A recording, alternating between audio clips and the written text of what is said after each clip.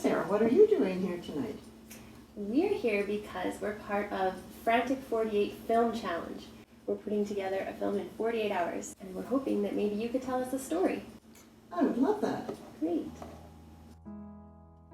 Dad always wanted to farm, and my grandparents had already bought land at Limber, so that's where we went to. And how we got there was Dad loaded us all into the big truck, our stuff, and us kids, we had a little space in the back, and that's where we traveled.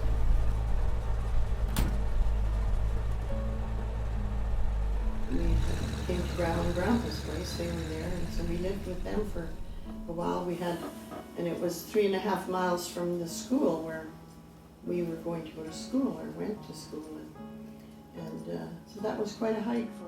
We had some people we would visit with, but I remember when we got older that we'd walk even 4 miles. They'd come and visit us, or we'd go and visit them, but then we had to walk them home. So we would be walking back and forth for quite a while. Several times. Yeah. So, but that was fun. Those were fun days. We didn't have any electricity, no telephone, just the old style. Mm-hmm. Mother would usually make us new doll clothes for Christmas. That was kind of our Christmas present. Like there wasn't much money spent, but yeah. You know, new doll clothes was worth a lot, and it made the doll new again, or kind of. Many wonderful memories. And one thing I should tell you about when I was still at home, our family my dad and mom both were good singers, and we didn't have a radio or anything to entertain us, so we would sing. And we had bought an organ, a pump organ. So that was, I learned to play that.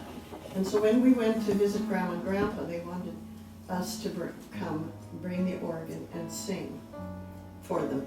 So that is what we did. Dad put the organ in the back of the truck, and we drove to Saskatchewan. First we stopped in southern Alberta where my Uncle Abe was living, and we visited with them, but then we went to Grandma and Grandpa's at Hague, Saskatchewan, and played and sang for them.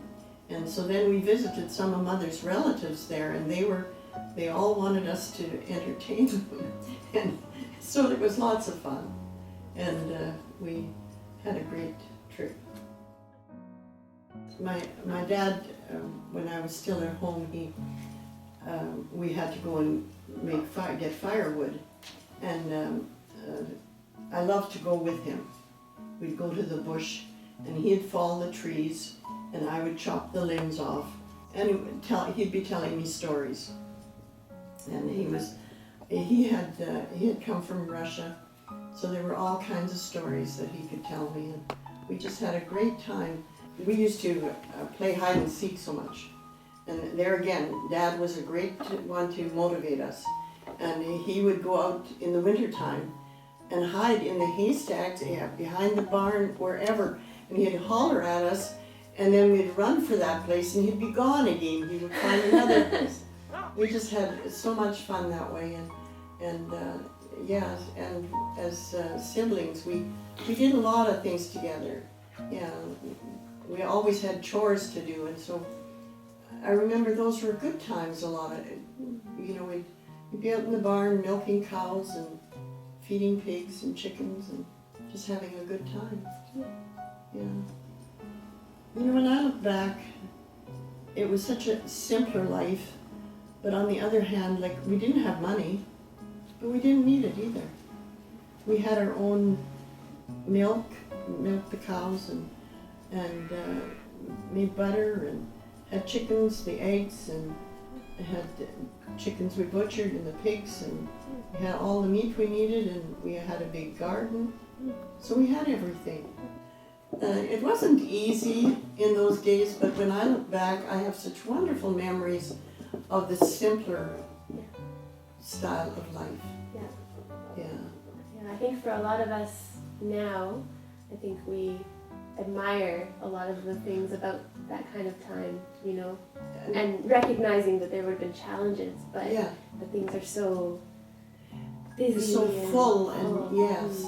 And I think this is what I've count as a privilege, but I think this is what our younger people need to hear though sometimes.